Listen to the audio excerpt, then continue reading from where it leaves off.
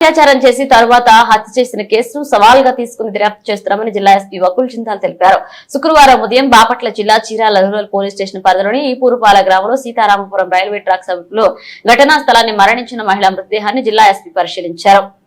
Case దర్యాప్తు విషయంలో police అధికారులకు పలు సూచనలు చేశారు. ఈ సందర్భంగా ఎస్పీ మాట్లాడుతూ సీతారామపురంలో నివాసం ఉండే 21 సంవత్సరాల అవివాహిత ఉదయం బహిర్భూమికి వెళ్లి తిరిగి రాకపోవడంతో కుటుంబ సభ్యులు వెతకగా రైల్వే ట్రాక్ దగ్గరలో మహిళ చనిపోయి ఉండడాన్ని గమనించి పోలీసులకు ఫిర్యాదు చేశారన్నారు. అత్యాచారం చేసిన అనంతరం హత్య చేసినట్లుగా కేసు నమోదు చేయడం జరిగిందన్నారు.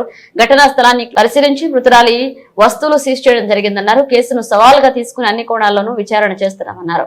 5 ప్రత్యేక బృందాలతో కేసు దర్యాప్తు చేస్తున్నామని అనుమానితులను విచారించి త్వరలో నిందితులను అరెస్ట్ చేస్తామన్నారు.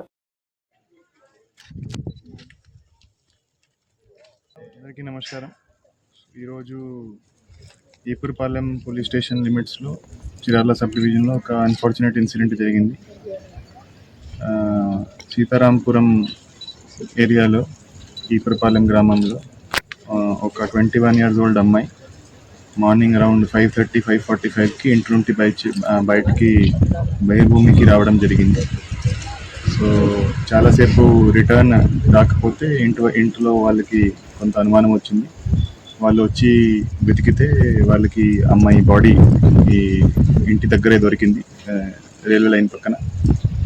సో అమ్మాయికి చనిపోవడం అమ్మాయి డెడ్ బాడీ ఇక్కడ రైల్వే పట్టాల దగ్గర దొరికింది.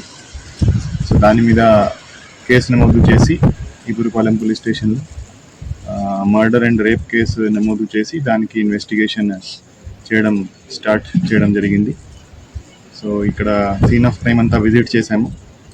సీన్ ఆఫ్ క్రైమ్ దగ్గర అమ్మాయి చెప్పలు, ఒక వాటర్ బాటిల్, అమ్మాయి బట్టలు దొరికాయి.